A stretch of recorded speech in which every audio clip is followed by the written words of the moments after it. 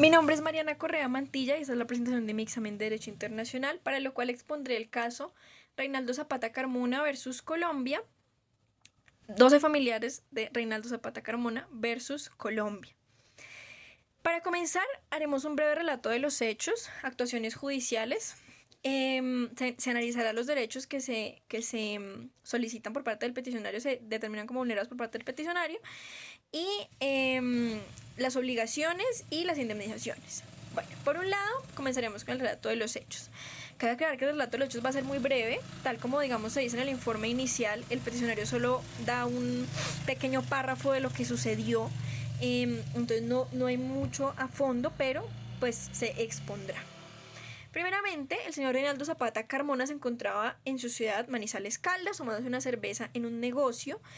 Acción seguida llega la Policía Nacional a realizar una requisa, él se niega y huye. En la huida la policía emprende una persecución, accionando sus armas de fuego en el marco de la persecución.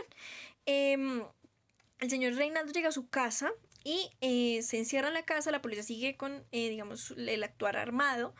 Él abre la ventana, saca la cabeza y la policía le pega un tiro, causándole la muerte. En ocasión de su muerte, la familia, eso fue el 14 de noviembre de 1998, al mes, el 14 de diciembre de 1998, la familia interpone una demanda de reparación directa ante el Tribunal Administrativo de Manizales. En el Tribunal Administrativo se le niega, toda vez que al momento procesal no se había probado que el Estado hubiese sido responsable de ocasionar la muerte, que la bala hubiese sido accionada por un policía. Entonces se realiza la apelación y en el Consejo de Estado se determina que el actuar fue legítimo, porque él estaba huyendo y que si bien sí hubo un actuar armado por parte de la policía, fue en torno a que el ciudadano se negó a la requisa y que tocaba neutralizarlo. Además hacía alusión a que él tenía antecedentes penales y que al momento de su muerte se determinó que tenía sustancias psicoactivas en su poder. Por esta razón, 2 años después, en 2012, la familia interpone esa acción a nivel internacional. Bueno, para analizar la responsabilidad internacional y digamos que los derechos o las obligaciones internacionalmente digamos vulneradas por parte del Estado colombiano, hay que analizar por qué un ciudadano colombiano puede acudir a esas internacionales, cuál es la razón y por qué los derechos se le endilgan al Estado colombiano y se le puede determinar responsabilidad. Para esto hay que remitirnos a 1973, cuando el Estado colombiano ratifica la Convención Interamericana de Derechos Humanos. Ratificada la Convención entra partes del bloque de constitucionalidad, lo que quiere decir que los derechos son exigibles, los derechos que reposan en la Convención son exigibles al Estado colombiano y todas las personas deben garantizarse estos derechos. Entonces, por eso se vuelven de obligatorio cumplimiento para el Estado y se puede, digamos que son objeto de solicitársele al Estado, que se cumplan y en caso de ser incumplidos debe repararse. Es una parte del bloque de constitucionalidad. El sistema, el sistema interamericano de derechos humanos es el encargado de velar por el cumplimiento y a quien se puede acudir en caso de incumplimiento. El sistema está compuesto por 2 organismos principalmente: la Comisión Interamericana de Derechos Humanos y la Corte Interamericana de Derechos Humanos. Cuando se realiza un hecho que vulnera derechos fundamentales, primero se debe acudir a la jurisdicción interna, en áreas de la soberanía, acudir en la medida de lo que se pueda, ¿no? Digamos que acudir a la jurisdicción interna no implica esperar indefinidamente una sentencia, sino poner en conocimiento de las autoridades judiciales, porque también sucede que digamos que el Estado siempre se excusa bastante en esto. Los Estados en general en los procesos de responsabilidad internacional dicen, no, es que no se agotaron los recursos internos porque había mucho que hacer o demás. Pero, por ejemplo, en este caso, Colombia se alegó que no se habían agotado recursos internos porque se podía interponer una demanda de reparación directa contra los magistrados del tribunal y del consejo y se pueda interponer la acción de revisión.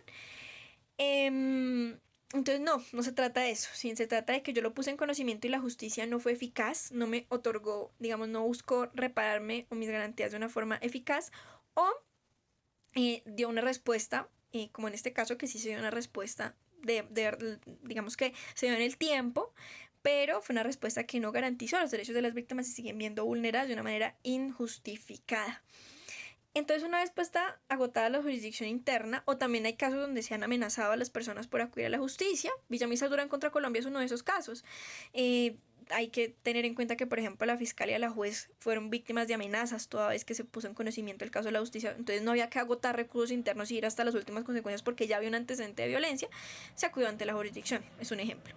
Entonces, se agota la jurisdicción interna, llega a la comisión analiza el caso, da un informe final, el informe final contiene unas recomendaciones que son obligaciones de hacer o de dar por parte del Estado colombiano para, digamos, solucionar el caso, y se le da un tiempo de 3 meses al Estado para realizar esas recomendaciones, que contiene obligaciones. Si no se realiza el Estado, esas recomendaciones no se acoge a lo que dice el informe, los peticionarios pueden acceder a la Corte Interamericana. La Corte no es una comisión, la Corte son magistrados, por tanto jueces, por tanto emiten sentencias. Sentencias de carácter absolutorio y condenatorio. La sentencia, digamos que en este caso se figura condenatoria, sentencia condenatoria tiene una consecuencia jurídica, claramente consecuencia jurídica, y un componente de reparación a las víctimas también. Bueno, hecho, digamos que argumentado porque, digamos, habría responsabilidad internacional por el acogimiento de la convención. Hay responsabilidad internacional cuando el Estado incumple. En este caso se argumentan los siguientes derechos.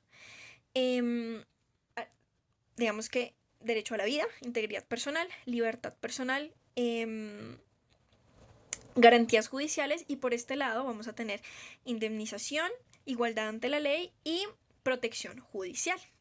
¿Qué sucede en este caso? Por la naturaleza del caso, la comisión decide digamos que abocar sobre estos 3 derechos: indemnización, igualdad ante la ley y protección judicial, pero no sobre estos, por el tipo de, digamos, por la argumentación y por el sustento que otorgan y lo que exponen las víctimas que están buscando, cosa que es muy curioso. Realmente nunca había visto un caso de esta naturaleza, toda vez que generalmente los casos que llegan ante la Corte Interamericana, digamos en el caso de las masacres, Mapiripán y demás, aparte de abocar sobre, digamos que se le dice al Estado, se le declara responsable por haber omitido, digamos, su deber de garante, porque a nivel de una vez cometidos los hechos no brindaron esas garantías judiciales, porque se les persiguió y demás, también se les condena por esto, pero en este caso se analiza más esto.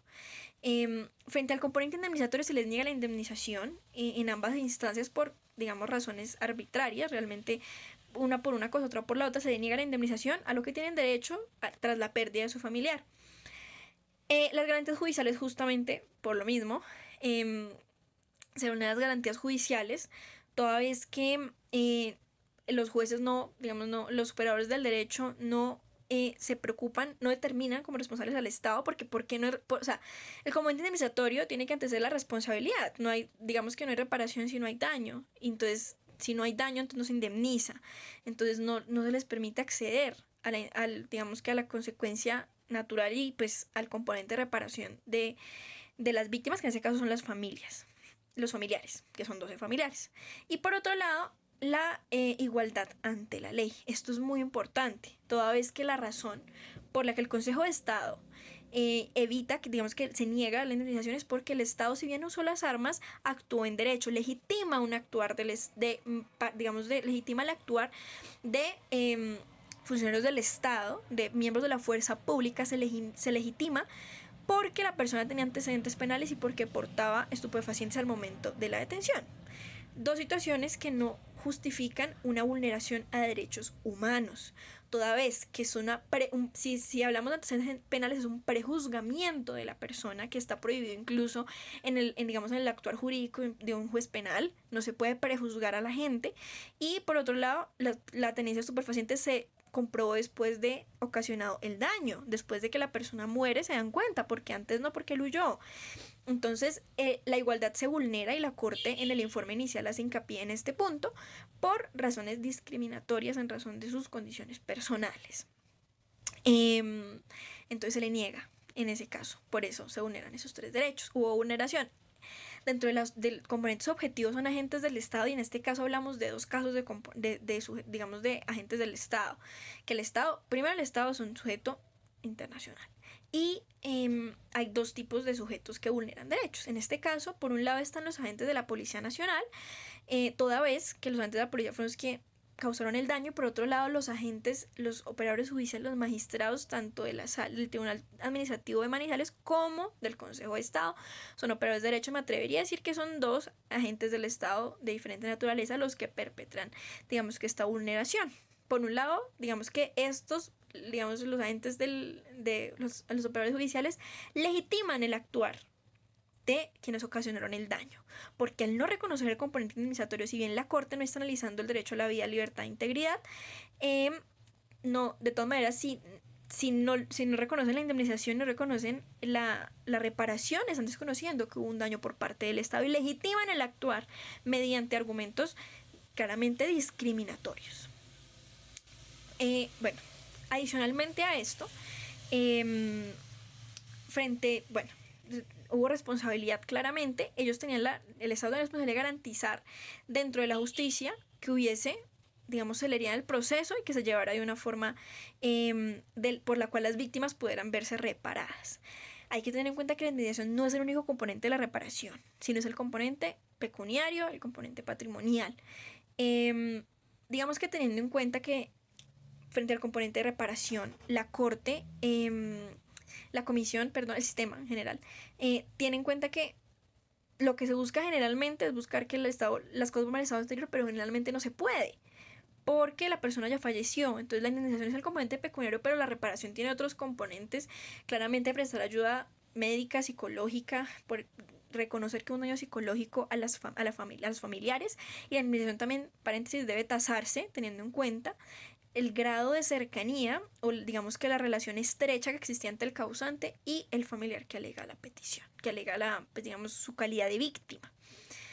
Asimismo, digamos que también teniendo en cuenta la naturaleza de las reparaciones que otorga generalmente el sistema, digamos que a veces otorgan programas de formación académica, a veces, publicaciones en los diarios. Siento que esto es muy importante, el reconocimiento de que hubo un daño por parte del Estado. Por eso generalmente se ordena que se publique en un diario nacional y pues la naturaleza de los hechos. Entonces, ¿qué ocurren en los hechos? Entonces, la publicación, la indemnización, que se publique, que se reconozca que el Estado no reconoció no reconoció que cometió un daño y que le negó la indemnización a una familia en razones de que la persona, de prejuzgamientos, de una persona con antecedentes penales. Y que hubo un uso desmedido de la fuerza, desmedido y desproporcional de la fuerza. Eso debe reconocerse, porque eso tampoco, digamos, que puede pasar desapercibido. Y por otro lado, frente a la reparación integral, tiene que preguntar a las víctimas cómo se sienten reparadas. Claro, apoyo psicológico, reconocimiento del Estado. Muchas veces el Estado se cierra, y eso ha pasado mucho, al hacer placas, hacer estatuas y demás, pero hay otros nuevas formas de reparación, como lo han sido la reparación simbólica mediante el arte, el tejido, las obras de teatro. Incluso pasó en Sentidas de Justicia y Paz, que es donde se ha innovado en ese tipo, y la JEP ahora también ha intentado este tipo de reparación, la fotografía y demás. Hay que preguntarle a las familias, hacerles parte de la reparación, como quisieran hacer parte o no, o con la indemnización, digamos que teniendo en cuenta la naturaleza de este caso, que es muy curioso, toda vez que se centra en el actual del operador judicial, más allá de la policía. Hacerlos parte de la reparación también es una forma de garantizar que es integral, de que más allá de lo económico y lo notablemente común que se vuelve la reparación simbólica con placas, monumentos, cómo quieren ser reparados, y quizá se puede llegar a una reparación mediante el arte, cosa que sería bastante valioso.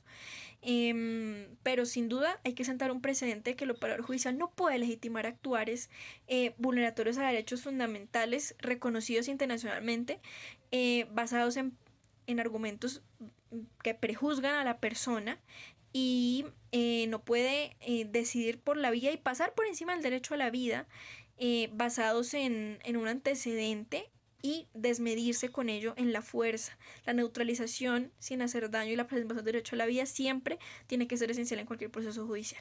Gracias.